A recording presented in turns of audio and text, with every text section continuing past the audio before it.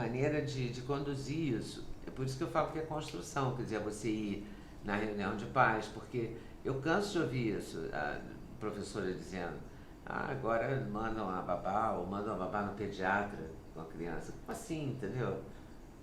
Como assim? Você tem filha, você ia mandar a babá com a filha no pediatra. Não é uma coisa meio louca, mas é uma coisa que virou um... Não é mais... O que eu estou chocada é que não é mais um estranhamento, entendeu? É um comportamento que pode ser absolutamente normal, normalizado. Como assim? E você não pode querer lá no futuro ter uma pessoa com um caráter sólido, com valores muito firmes, se você não construir esse caminho, você não acha? Eu acho principalmente que a gente tem que considerar que uma criança, ela não só ouve o que você diz, ela sente o que você é. Criança, adolescente são muito sensíveis a esse campo emocional, eles percebem incoerência de uma maneira muito fácil. Para eles é muito fácil perceber que você está falando uma coisa e que de fato você é outra. Esse nível de incoerência vai fazer com que você perca a autoridade para cobrar as coisas que cobra. Tá? Se você tem consistência, se você é aquilo que você exige da criança e do adolescente, você tem essa posição, você tem essa autoridade. Senão, não vai ter validade. Não vai ter credibilidade, não vai ter confiança, não vai ter condições de cobrá-la de muita coisa. Então, educar é um sacro ofício, né? Um ofício sagrado de ser para que outros possam ser através de nós. Porque senão a educação não é eficaz. A falta de integridade, de coerência é muito perceptível por uma criança. Tem aquela frase famosa que é assim, desculpe, eu não pude ouvir o que você disse, as suas ações falavam tão alto que... Né? Desculpe, suas ações falavam tão alto que eu não pude escutar o que você disse. Né? Tipo aquela coisa do... Porque o exemplo é muito importante, mas a gente tem no nosso país uma educação muito desigual também, né? Como a situação econômica. Não é? Uma situação toda muito desigual na educação. Mas também não basta você colocar num colégio classe A, não é? A criança pode saber sair falando outra língua, duas línguas, mas ela pode também, se você não contribuir, é isso que eu acho que tem que ter essa conexão, tem que ter essa ligação. Família, escola, família, educação. Educação passando pela família. Você sente isso, que os seus alunos que chegam para estudar filosofia são jovens? Nós temos vários jovens. O que eu percebo é que muitas vezes os pais ficam até se sentindo um pouco sem alternativas. Não sei se vocês lembram quando houve aquele escândalo da bolha imobiliária nos Estados Unidos, que todos os que provocaram aquele escândalo eram cabeças laureadas em Harvard, em Stanford, em grandes universidades. E os pais começaram a ficar, houve até um artigo na época muito interessante que foi escrito dizendo: para onde eu mando meu filho agora? Se esses grandes títulos, esses grandes nomes não são capazes de garantir que uma pessoa seja sequer honesta. Ou seja, você tem mais quantidade do que qualidade. É um aprendizado de vida que é fundamental que os jovens recebam, que as crianças recebam. Eles precisam ter referenciais humanos para seguir. As sementes de grandeza no homem necessitam de uma referência, de uma imagem para florescer e germinar. Isso dizia Epíteto. Ou seja, hoje nós temos a educação mais como acúmulo de informações do que propriamente como formação. Esse é um elemento que a gente tem que levar em consideração também, o nosso modelo de educação.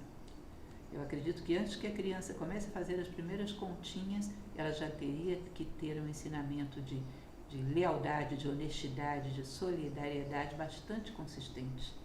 A informação ela tem que ser colocada em mãos que já tenham condições de manipulá-la de forma moral. Quem vai administrar tamanho poder, né?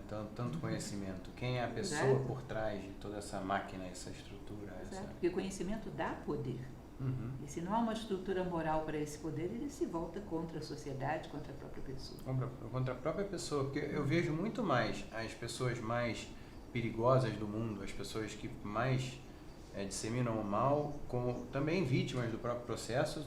Muitas vezes a gente consegue ver com clareza que elas sofrem muito dentro daquele... Não conseguem sair, né? Ficam uma coisa meio...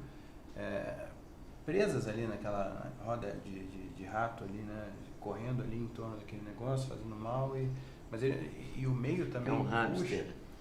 meio que fica preso. A grande maioria das vezes, assim, que a gente vê uma biografia de uma pessoa, sei lá, os maiores ditadores, assassinos da história da humanidade, o cara estava o tempo todo com medo de alguém puxar o tapete dele, de matar ele, então ele estava o tempo todo com medo, o tempo todo escondido. Imagina como é que deve dar trabalho. Se administrar uma empresa pequena já dá um trabalho enorme, imagina você ter um monte de laranja espalhado pelo mundo, né? Administrando contas bancárias fantasmas, com um monte de... Isso deve ser um inferno, né? Deve dar muito trabalho, deve ser muito ruim viver assim. É uma vida de uma infelicidade extrema.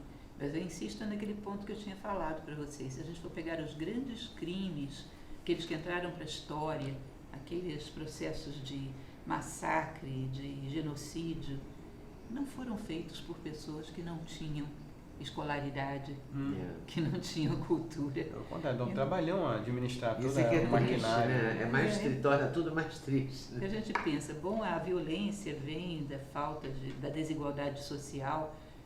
Não, porque onde vocês têm altos níveis de informação, você está tendo também uma violência, talvez de um quilate maior. Então não se trata, claro que tem que acabar com a desigualdade social, isso não tem nem o que discutir, mas eu acredito que não é só isso. Nós temos que ter uma educação voltada para a formação em valores, cada vez mais. E desde a escolinha, não é? É ali que constrói, eu acho que constrói a questão do meio ambiente, acho que constrói a questão do caráter, de ser leal, devolver o lápis do coleguinha, né? Desde essas coisas mais simplesinhas, né? Você não pode estar com essa borracha, porque de onde que apareceu essa borracha? Ah, porque é do fulaninho, não pode, tem que devolver. Aí, não é?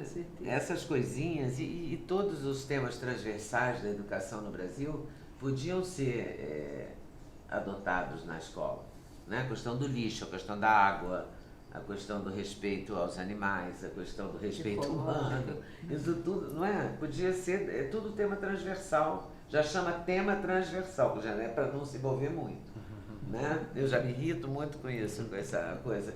E de novo, educação financeira, por exemplo, é uma coisa que devia ter em todos os colégios, em todas as comunidades. Não vem com esse papo para cima de mim de que isso é coisa de rico. Não é. Não é. Porque a pessoa que acorda às 5 da manhã, fica rala na condução, vai trabalhar, ganha uma miséria, estica aquele dinheiro. Essa pessoa tem que ter educação financeira. E isso tinha que... A criancinha que está na escola pública tinha que ter acesso a isso. Você não acha? Com certeza. Eu fico indignada de não ter, de ter gente contra. É como o marco do saneamento, é como alguém pode ser contra. Eu tenho esgoto e você não vai ter. Como assim? Outro Entendeu? dia eu vi um vídeo Eu fico seu, furiosa com essas porque coisas. uma coisa interessante das redes sociais, você já gravou centenas de milhares de horas de conteúdo e isso está tudo na internet. E esses algoritmos vão selecionando os cortes e editados por pessoas, mas de acordo com o que ele imagina que a gente queira ver. E aí outro dia eu me deparei com um vídeo seu falando sobre a fofoca, como é perigoso o hábito de consumir fofocas e isso é um tipo de sabedoria tóxica, são coisas que você não tem o direito de saber, porque, né, coisas que foram disseminadas sem a permissão dos devidos agentes ali, né, dos objetos. Precisa daquilo. E como a gente pode, igual falando de educação financeira, essa coisa de gastar dinheiro à toa, ou de comer mal, de administrar mal a saúde, como a fofoca essa obesidade intelectual, isso causa consequências nefastas assim pra gente. Como é que a gente pode reverter essa tendência de achar normal consumir fofoca, que é o mainstream, assim, a produção cultural acha normal? Como é que a gente substitui isso? Como eu falei para você, se você tem um propósito, tem uma missão, você sabe fazer escolhas. Imagine que eu convença vocês dois a construírem junto comigo uma tábua redonda, que nem a do mito do Eatu, para colocar aqui na sala. Nós já temos uma missão, vamos construir uma mesa. Aí nós vamos a um mercado, nós sabemos o que selecionar. Então, vamos comprar madeira, vamos comprar um serrote, vamos comprar pregos, martelos, Não vamos comprar guarda-chuva, nem pé de pato, nem roupas, nem nada disso. Eu sei fazer escolhas, por quê? Porque eu quero construir alguma coisa. Eu tenho um espírito de missão. E esse espírito de missão, que é o propósito humano, me dá discernimento para fazer escolhas. Numa vida onde as pessoas não querem construir absolutamente nada, não tem um foco de que é que elas estão fazendo aqui. Como fazer escolhas? Como escolher que essa informação é válida e essa não? Isso me interessa e isso não me interessa. Elas acabam sendo arrastadas pelo que todo mundo faz. Eu acho incrível que hoje às vezes é considerado certo, honesto, íntegro, aquilo que todo mundo está fazendo, sem nenhum crivo moral, sem nenhum crivo de valores próprios. Então, se você não sabe onde você quer chegar, não tem um espírito de missão, você não tem como fazer escolhas. Eu não sei se isso é irrelevante ou relevante, eu não sei onde eu quero chegar com isso. Como eu vou escolher? E o tempo todo estamos fazendo escolhas. O que pensar a cada momento, né? O que sentir, o tempo todo estamos fazendo escolhas. Se não sabemos o que queremos construir, vamos escolher banalidades, irrelevâncias, fofocas, fake news, e seja lá o que for. 1, 2, 3, gravando. E aí, gostou desse corte? Gostei muito, mas eu acho que vocês devem assistir a entrevista completa, que está no YouTube Leda Nagli, esperando por você. Essa série Hoje Nagli, o Encontro de Gerações, está imperdível. Vale a pena conferir, Com certeza. se Deus quiser.